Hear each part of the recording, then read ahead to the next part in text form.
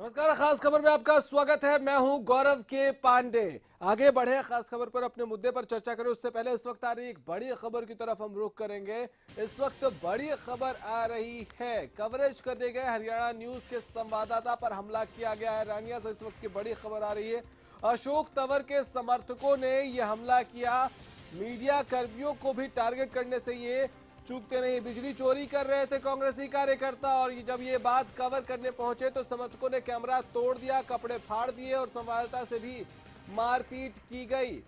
तो कवरेज करने गए थे हरियाणा न्यूज के संवाददाता और इनके साथ मारपीट की गई और उनके कपड़े फाड़ दिए गए, यहां तक कि कैमरा भी तोड़ दिया गया। कांग्रेसी कार्यकर्ता अशोक तंवर के समर्थक हैं, बिजली चोरी कर रहे थे। तो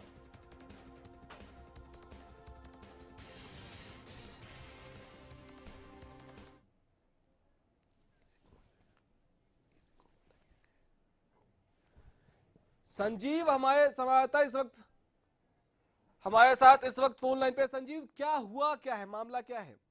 जी बिल्कुल बताना चाहूंगा। भीम बांसल जो है, ये बांसल परिवार पिछले काफी समय से बिजली चोरी कर रहा था और इनके घर बिजली विजिलेंस की रेड पड़ी थी, जिसको हमने प्रमुखता से दिखाया था। उसी बिजली विजिलेंस की रेड ने इनके ऊपर 4,65,820 रुपए का जुर्माना लगाया था, जो ये भर नहीं पाए। और आज बिजली विभाग के जो अधिकारी है, इन लोगों को गिरफ्तार करने आए थे, जिसकी कवरेज करने के लिए हरियाणा न्यूज की टीम जो मौके पर पहुंची, उसको देखकर वो हरियाणा न्यूज की टीम पर कैमरे तोड़ दिए, उनके कपड़े फाड़ दिए। उन्होंने ये कहा कि हम कांग्रेसी समर्थक है, हम आप लोगों को यहाँ से कवरेज नहीं करने देंगे और रानिया से निकाल देंगे। तो मीडिया के लोग हमारी कवरेज क्या कैसे दिखा दादागिरी सकते हैं? करने का उनको परमिट मिला है क्या? जी, इनको इससे पहले कई बार नोटिस मिल चुका है और नोटिस के बावजूद भी जो है, जो आरोपी है गौरव कुमार, वो घर नहीं मिलता था, गौरव बांसल। हाँ। और आज जो टीम थी उसे गिरफ्तार करने आई थी, जिसकी कवरेज हम लोग कर रहे थे। हाँ। और मौके पर घर के बाहर खड़े थे। घर के बाहर खड़े होने के बावजूद भी उन लोगों ने घर के बाहर आकर हमारे कैमरे तोड़े, कपड़े फाड़े और हमें अभद्र भाषा का प्रयोग किया, जिसकी एप्लीकेशन रानिया थाना में मामला दर्ज किया। हाँ, पुलिस ने प्रमुखता मामला दर्ज कर लिया गया। जी, कौन कौन सी धाराओं में मामला दर्ज हुआ संजीव? प्रमुखता से दिखा गया। अभी धाराएं तो अभी नहीं लगाई एसएचओ साहब ने, कौन कौन सी धाराओं के तहत मामला दर्ज हुआ है, पर मामला दर्ज कर लिया गया। जी ठीक है। कोई कार्रवाई करने की बात कह रही है पुलिस? हाँ जी, पुलिस कार्रवाई करने की बात कर रही है। ठीक है, चलिए शुक्रिया संजीव आपका इन तमाम जानकारियों के लिए। तो ये है कांग्रेसी कार्यकर्ता बिजली चोरी कर रहे हैं, कवरेज करने गए पत्रकारों के कैमरे तोड़ दिए, कपड़े फाड़ दिए और मारपीट भी की गई। चोरी और सीना जोरी इसी को कहते हैं।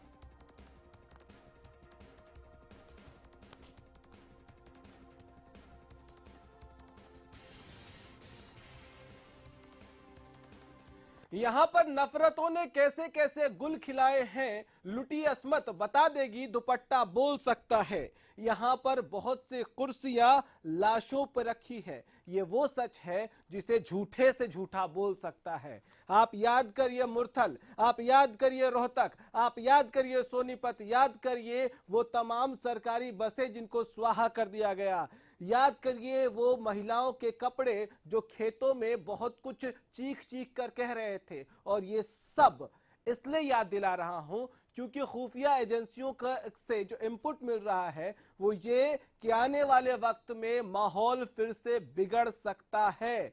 कैसे बिगड़ सकता है माहौल, क्या है इसमें पूरा मामला, ये रिपोर्ट पहले दिखाएंगे आपको।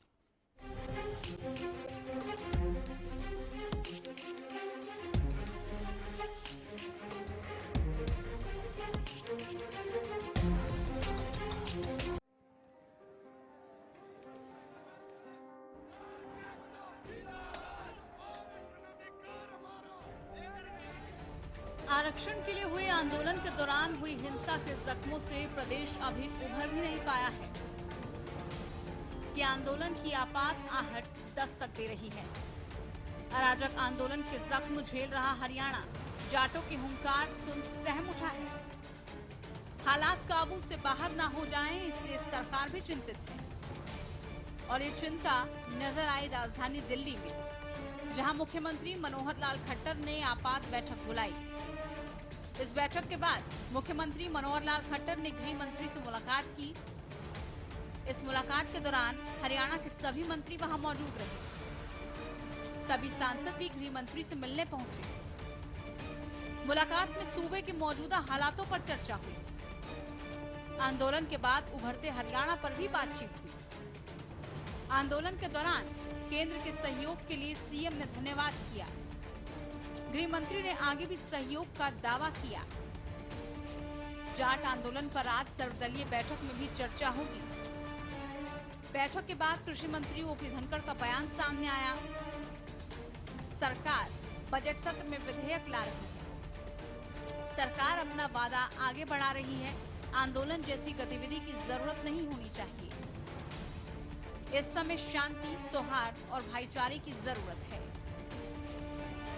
इधर रोहतक में जाट नेताओं ने बैठक कर आरक्षण आंदोलन के दौरान मारे गए सभी युवकों को शहीद का दर्जा और इस दर्ज मामले में वापस लेने की मांग की है। 14 तारीख को हमारा हरियाणा में धरने हैं, 17 तारीख को हमारे यूपी में धरने हैं, 13 तारीख को दिल्ली में साहब सिंह जी की समाधि पर श्रद्धांजलि सभा बुला गई, वहाँ के धरनों का लेंगे। हरियाणा में गिरफ्तारी के विरोध में हरियाणा के जो 7 मांग हमने दी है, मीडिया को भी पहले भी दी थी, वे उन जिस पर मुख्यमंत्री ने बयान जारी करवाए हैं अपने यहाँ से, उनको लागू कराने के लिए अगर वे नहीं मानते तो उसमें 72 घंटे का अल्टीमेटम हम देंगे। शांतिपूर्वक हम आंदोलन की शुरुआत करेंगे। वहीं अखिल भारतीय आदर्श जाट महासभा ने आरक्षण की मांग पूरी न होने पर इससे भी बड़े आंदोलन का ऐलान किया है। केंद्र में हमें सिर्फ ओबीसी का आरक्षण चाहिए, अदर बैकवर्ड क्लास का आरक्षण चाहिए और उसी 27% में चाहिए। एग्रीकल्चर कास्ट के साथ चाहिए। जो एग्रीकल्चर कास्टों को आरक्षण दिया है केंद्र में ओबीसी में, उसी के तहत हम ओबीसी का आरक्षण लेंगे। और अगर हमें ये आरक्षण नहीं मिला तो मैं स्पष्ट कर देना चाहता हूं कि आंदोलन का विकल्प हमारे पास खुला है और ये आंदोलन अब की बार के आंदोलन से बड़ा होगा। 14 मार्च को सूबे के सभी मुख्यालयों पर जाट प्रदर्शन करेंगे। सरकार को 22 फरवरी के अपने वादे को पूरा करने के लिए 72 घंटे का अल्टीमेटम दिया जाएगा। मांगे पूरी न होने पर आरक्षण के लिए दोबारा आंदोलन किया जाएगा। इधर जाटों की चेतावनी को देखते हुए प्रशासन भी अलर्ट हो गया है। केंद्र और राज्य सरकार दोनों जाटों के ऐलान के बाद सतर्क हो गई है। सवाल है कि सर्वदलीय बैठक में सहमति का दावा कर सरकार इस आंदोलन से कैसे निपटेगी। Bureau report, Haryana news. Ultimatum यानी कि वक्त दिया है सरकार को 72 घंटे का। घड़ी की सुइयां टिक टिक करके घूमने लग गई हैं। सरकार के पेशानी पर भी बल पड़ने लगा। क्या अल्टीमेटम दिया है, सुनिए जरा। तारीख को हमारा हरियाणा में धरने हैं, 17 तारीख को हमारे यूपी में धरने हैं, 13 तारीख को दिल्ली में साहब सिंह जी की समाधि पर श्रद्धांजलि सभा बुला गई, वहाँ के धरनों का लेंगे। हरियाणा में गिरफ्तारी के विरोध में हरियाणा के जो 7 मांग हमने दी है, मीडिया को भी पहले भी दी थी, वे उन जिस पर मुख्यमंत्री ने बयान जारी करवाए हैं अपने यहाँ से, उनको लागू कराने के लिए अगर वे नहीं मानते तो उसमें 72 घंटे का अल्टीमेटम हम देंगे। शांतिपूर्वक हम आंदोलन की शुरुआत करेंगे। केंद्र में हमें सिर्फ ओबीसी का आरक्षण चाहिए, अदर बैकवर्ड क्लास का आरक्षण चाहिए और उसी 27% में चाहिए। एग्रीकल्चर कास्ट के साथ चाहिए। जो एग्रीकल्चर कास्टों को आरक्षण दिया है केंद्र में ओबीसी में, उसी के तहत हम ओबीसी का आरक्षण लेंगे। और अगर हमें ये आरक्षण नहीं मिला तो मैं स्पष्ट कर देना चाहता हूं कि आंदोलन का विकल्प हमारे पास खुला है और ये आंदोलन अब की बार के आंदोलन से बड़ा होगा। चलिए, महेंद्र सिंह जी वरिष्ठ पत्रकार हमारे साथ स्टूडियो में मौजूद हैं। महेंद्र जी, इसको क्या कहेंगे? दोनों बयानों को अगर गौर से सुनिए तो पहले बयान में वो कह रहे हैं कि हम आंदोलन की शांतिपूर्ण शुरुआत करेंगे, अंत कहाँ होगा ये नहीं कहा। देखो गौरव, समझने वाली बात ये है, हाँ, इस तरह की बातें पहले भी हुई है और आंदोलन हुआ है। हाँ, जो नई बात निकल के आई है वो बहुत सीधी और स्पष्ट है। सबसे पहले तो मुख्यमंत्री मनोहर लाल खट्टर जी को अपनी कैबिनेट का, अपनी सरकार के लोगों का भरोसा जीतना होगा। सबसे पहली बात तो ये है।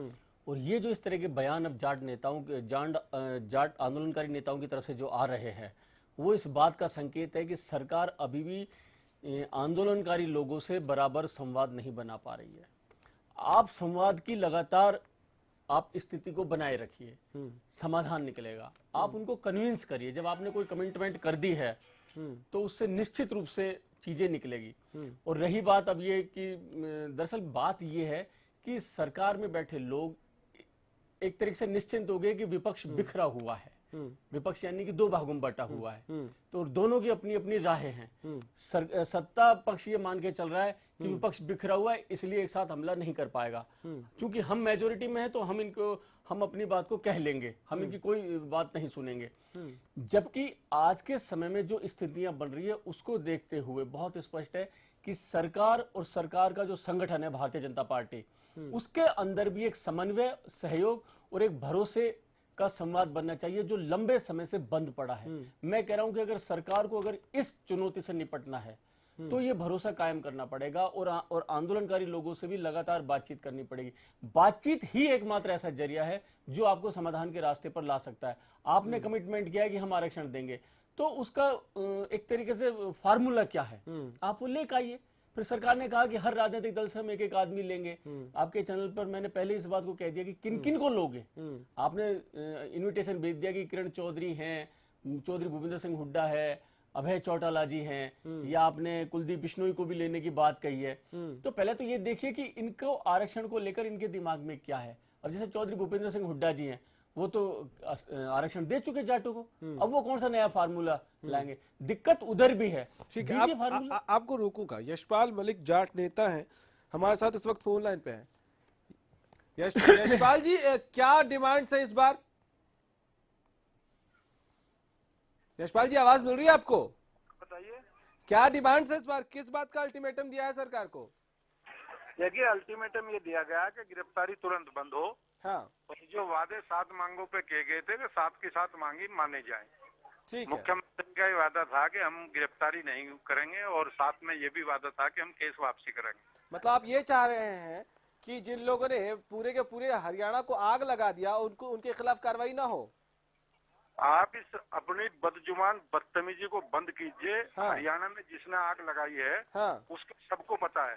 क्या ठीक है। भिवानी धर्मशाला में यशपाल जी पहले तो अपनी भाषा पर संयम रखिए, और दूसरी बात ये सुन लीजिए कि आपके लोगों को कानून व्यवस्था पर भरोसा है या नहीं। मैं सवाल सिर्फ इतना पूछ रहा हूं, संयमित भाषा में अगर हो सके तो जवाब दीजिए कि सहयोग करने के बजाय कानून को, कि ठीक है अगर आपको लगता है कि ये गलत है तो आप सहयोग करने के बजाय ये अल्टीमेटम क्यों दे रहे हैं? ऐसा है जी, अल्टीमेटम नहीं, सहयोग करे, प्रॉपर जांच हो, न्यायिक जांच हो। ठीक। जिस तरह का आपका चैनल जिस बदतमीजी को कर रहा है कांडा साहब के कहने पे, हाँ, यशपाल जी जरा भाषा का संयम याद रखिएगा, क्योंकि भाषा जो है वो बहुत जरूरी है। हमारे पिताजी एक कहावत सुनाते थे कि यही जुबान पान भी खिलाता है और यही जुबान कुछ और भी खिला देता है। खैर, बहुत शुक्रिया आपका। उम्मीद करेंगे कि सरकार को एक बार फिर अब डंडे के बल पे झुकाने में कामयाब हो पाए।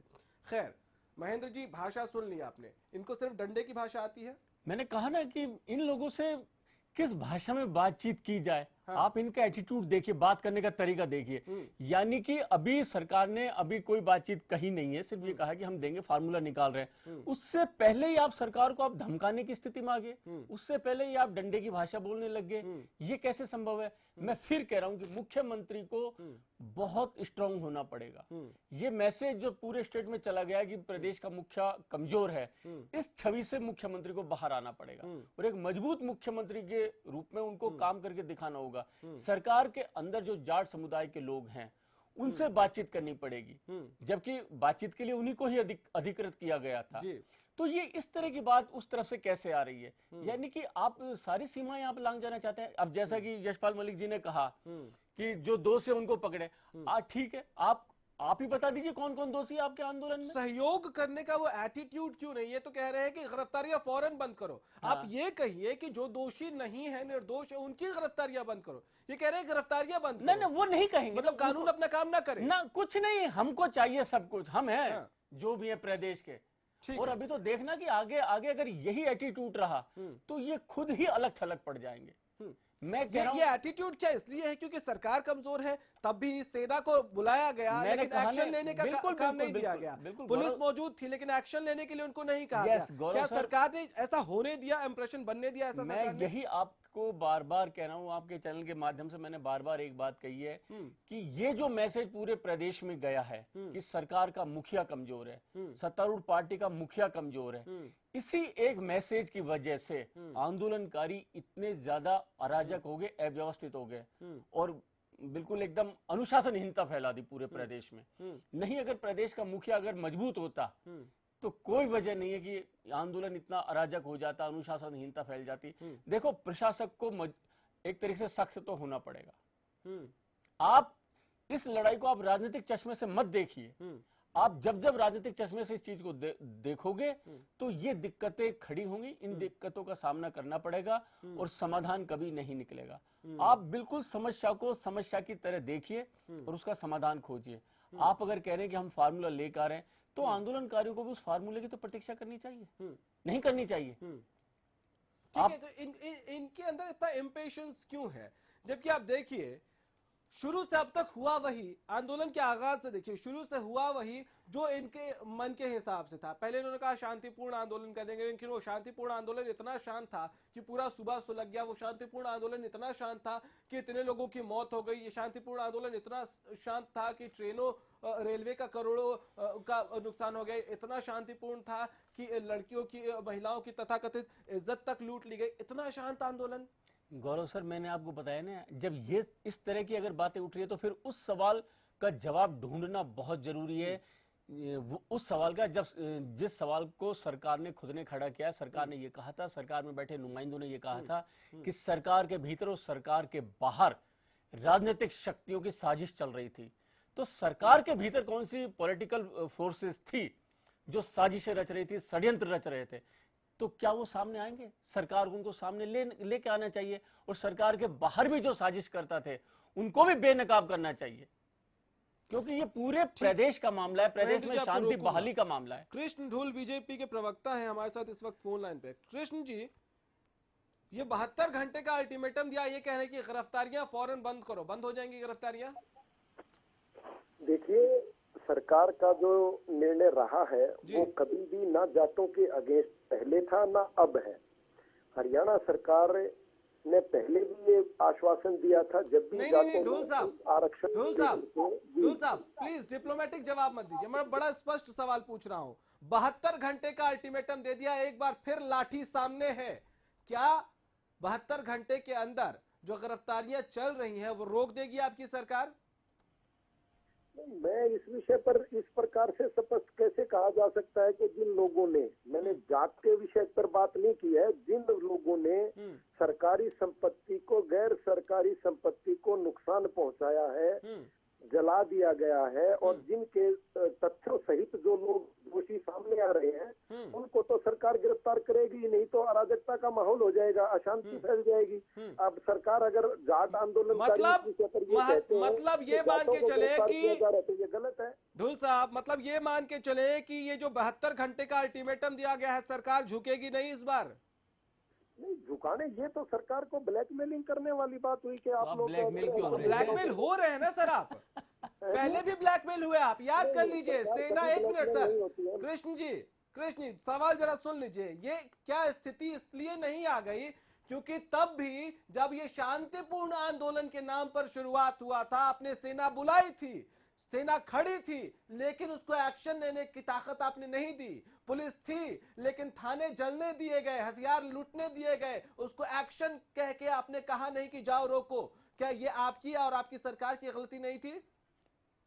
देखिए, मैं आपको ये स्पष्ट कर देना चाहता हूँ कि जब आर्मी आई और पुलिस रही, अगर आप लोग ये कहते हैं कि आर्मी ने और पुलिस ने गोलियां चला करके लोगों को क्यों नहीं रोका, क्यों नहीं मारा, तो मैं ये कहता हूँ कि समाज में सिर्फ असामाजिक तत्वों को रोकना और लॉ एंड ऑर्डर को मेंटेन करना सरकार की जिम्मेवारी हमेशा रही है और रहेगी।